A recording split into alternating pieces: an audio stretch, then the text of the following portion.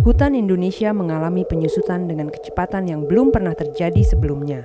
Sebagai bagian ekosistem dunia yang paling kaya, hutan Indonesia sedang mengalami kehancuran akibat maraknya pencurian kayu.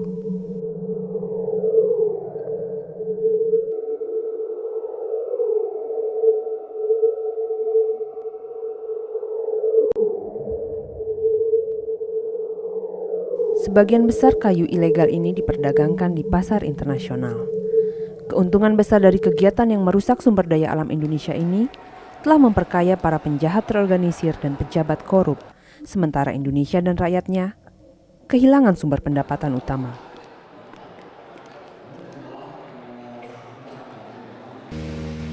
Investigasi yang dilakukan Telapak dan EIA selama 5 tahun terakhir menunjukkan bahwa aksi pencurian kayu ini telah merambah ke hutan-hutan lindung, termasuk Taman Nasional Tanjung Puting di Kalimantan yang terkenal itu. Taman nasional ini merupakan habitat orang utan, satu-satunya kera besar Asia yang kini terancam punah. Para penebang memasuki Tanjung Puting untuk mencari kayu ramin, kayu keras berwarna cerah yang bernilai tinggi untuk diekspor. Hanya sedikit kayu ramin yang tersisa di luar hutan lindung. Dalam usahanya mendapatkan dukungan masyarakat internasional untuk menghentikan perdagangan kayu ramin curian, pada bulan April 2001, pemerintah Indonesia mencantumkan kayu ini di dalam Appendix 3 Konvensi Internasional tentang Perdagangan Spesies yang Terancam Punah atau CITES, yang telah ditandatangani oleh hampir seluruh negara. Pencantuman tersebut mengharuskan seluruh pengiriman kayu ramin yang sah disertai dengan surat izin dari CITES yang memungkinkan negara-negara konsumen untuk mengidentifikasi dan menyita kayu ramin haram. Malaysia merupakan satu-satunya negara yang mengabaikan pencantuman kayu ramin ini. Kalau kita ingin melihat keberhasilan ramin dalam list di CITES, maka kita harus mengawasi Malaysia. Mengapa? Karena kita tahu Malaysia memiliki industri ramin yang sangat-sangat besar. Mereka memproduksi furniture, kemudian berbagai jenis dowels dan produk-produk lain yang kemudian dipasarkan di pasar internasional. Mereka sebenarnya memiliki supply, tapi tidak begitu banyak. Dan secara historis, mereka bergantung sangat akan suplai ramin dari Indonesia.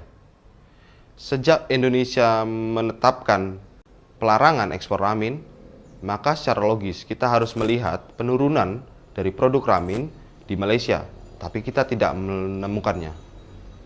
Pada bulan Agustus 2001, setelah berlakunya Appendix CITES tersebut, para investigator dari Telapak dan EIA mendapatkan tongkang berisi kayu ramin ini di kota Batu Pahat, Malaysia, yang baru saja merapat dari Indonesia. Para investigator juga menemukan kayu ramin ilegal di dekat kota pelabuhan bersejarah Malaka. Kayu-kayu tersebut merapat dengan kawalan para petugas Malaysia. Informasi tersebut telah disampaikan kepada pihak berwenang Malaysia, namun mereka tidak berbuat apa-apa. Pada bulan April 2003, para investigator kembali mengunjungi Batu Pahat dan sekali lagi menemukan kayu bulat ramin ilegal dari Indonesia dijual secara bebas. Kapal-kapal kayu berisi kayu bulat terlihat melewati kapal patroli dan bea cukai tanpa halangan. Pihak berwenang Malaysia kembali diberitahu. Namun investigasi terakhir kami di akhir tahun 2003 mengungkapkan berlanjutnya aksi pencucian kayu ramin dalam skala yang belum pernah terjadi selama ini. Dari informasi yang kami dapat, kami mengunjungi pelabuhan Johor di Semenanjung, Malaysia. Dengan menyamar sebagai pembeli, kami berjalan-jalan mengelilingi pelabuhan disertai staf pelabuhan.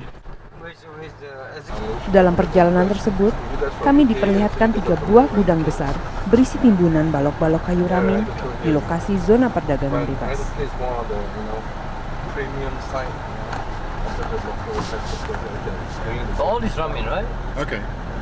Staf pelabuhan mengakui bahwa kayu ramin tersebut berasal dari Indonesia dan menjelaskan bahwa kayu-kayu tersebut dikeringkan dahulu sebelum dikemas dan dikapalkan ke Hong Kong dan Cina. Pihak pelabuhan mengatur pertemuan antara kami dengan agen pengapalan yang bertanggung jawab atas kayu-kayu tersebut, Mr. Chu, yang mengkonfirmasikan bahwa tak satu pun dari kayu-kayu tersebut yang dilengkapi surat izin dari CITES. Dan ia menerangkan bagaimana pihak berwenang membantu membuat surat-surat palsu bagi kayu tersebut yang menyatakan bahwa kayu-kayu tersebut berasal dari Malaysia. 99% of the ramen is all smuggled. Right, I see. You see? We can't wait for Suharto's cronies to sell it to us. You see?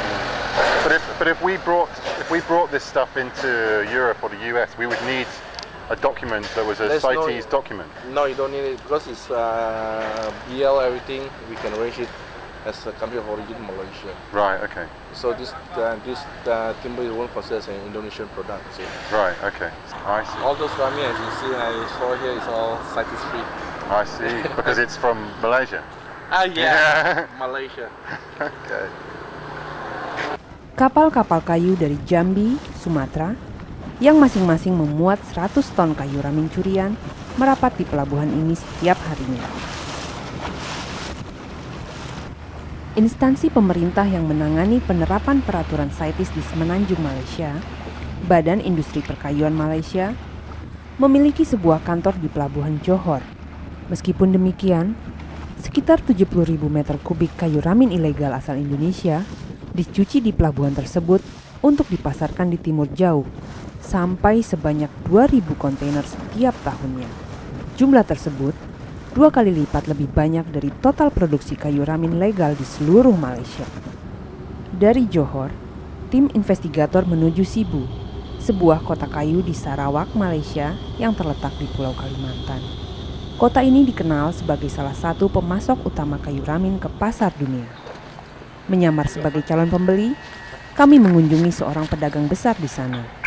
Sang pedagang yang berasal dari perusahaan Allied Lumber mengungkapkan bagaimana pabrik-pabrik setempat mengisi kekurangan pasokan kayu dengan menerima kayu ilegal dari Indonesia.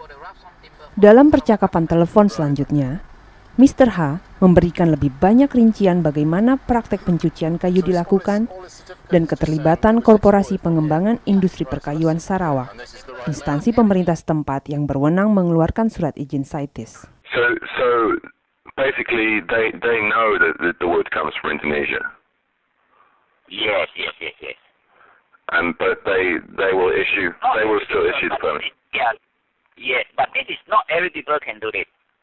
I see. You have to know the SDITC staff properly. Yes, correct.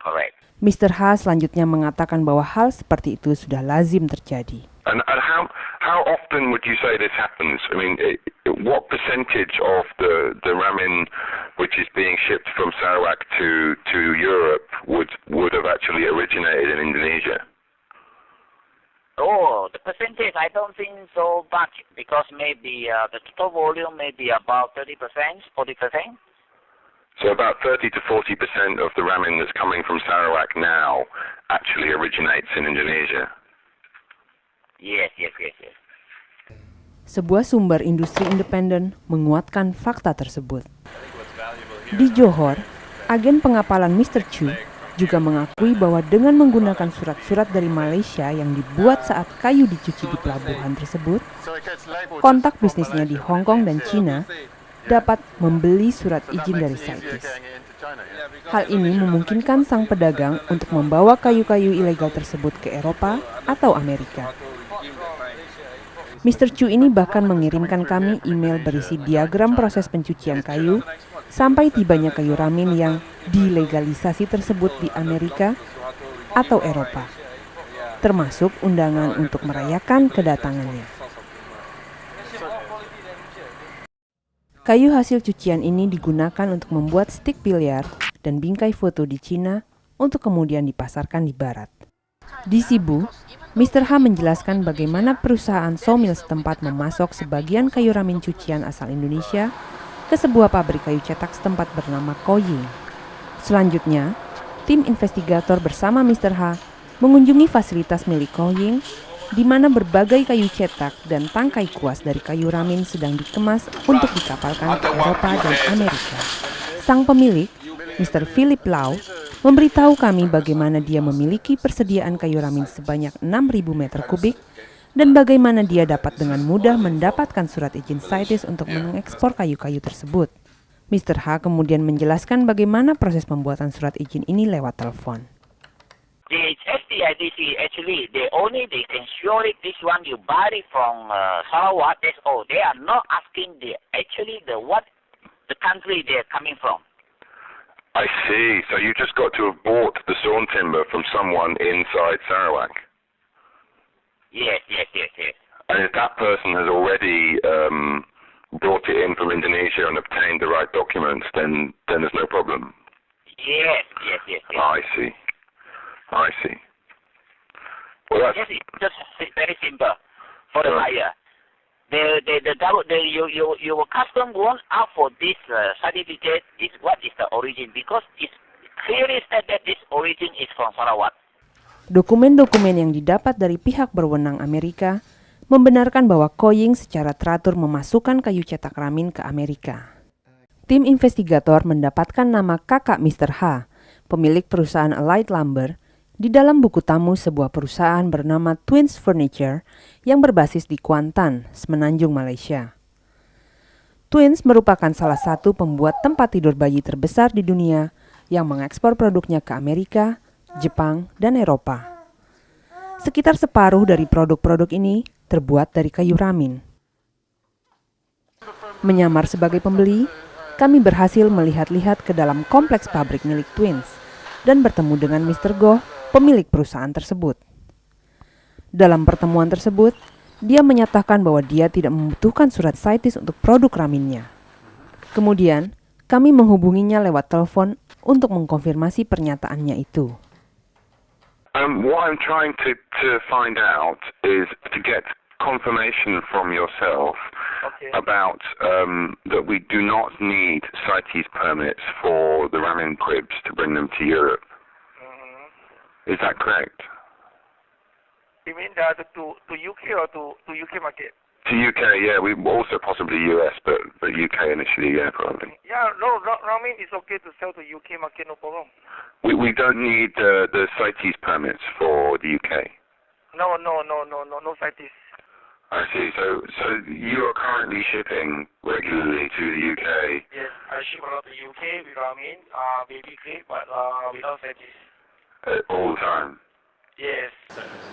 Walau mengakui mengekspor produk Ramin tanpa dokumen, dalam kunjungan kami tersebut, para eksekutif perusahaan Twins dengan cepat meyakinkan kami bahwa mereka hanya menggunakan kayu asal Malaysia. Namun Mr. Goh sebelumnya menyatakan bahwa dia memiliki persediaan kayu Ramin sebanyak 11.000 meter kubik, 2 kali lebih banyak dari yang mampu dipasok hutan setempat setiap tahunnya. Merasa penasaran, kami mengunjungi sawmill milik Twins. Di sana kami bercakap-cakap dengan seorang pekerja yang sedang menguliti kayu bulat Ramin Malaysia. Pekerja tersebut menjelaskan bagaimana perusahaan Twins mengisi kekurangan pasokan kayunya dengan kayu asal Indonesia. Itu sana dia punya kayu, ada kayu peta-peta itu, yang kayu sudah bulat ke sana. Okay. Sana itu Indonesia. Oh, Ramin juga? Ramin ada, Melawis ada. Di sana? Itu ini sana dekat mesin sana kan? Ya. Jalan pergi sana tadi. Twins juga? Twins juga.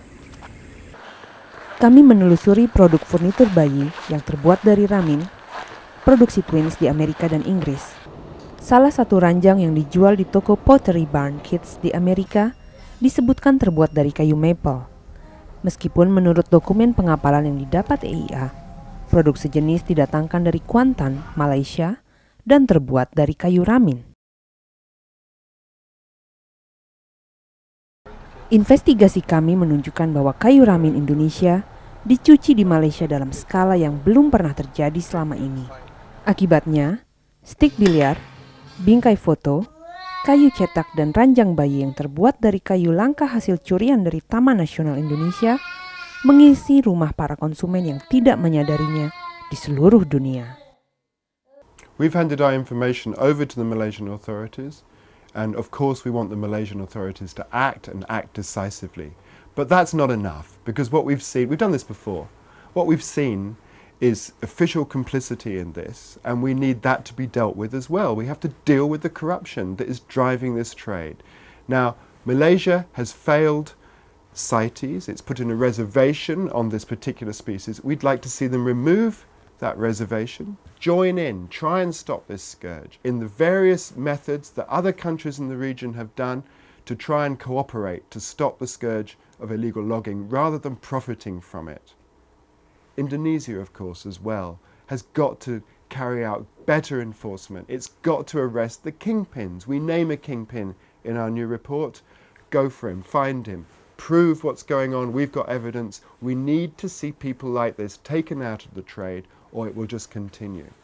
The international community cannot trust Ramin from any source. Indonesia doesn't want to sell it to the international community, and Malaysia is using Indonesian Ramin and putting it onto the international market, naming it as origin from Malaysia.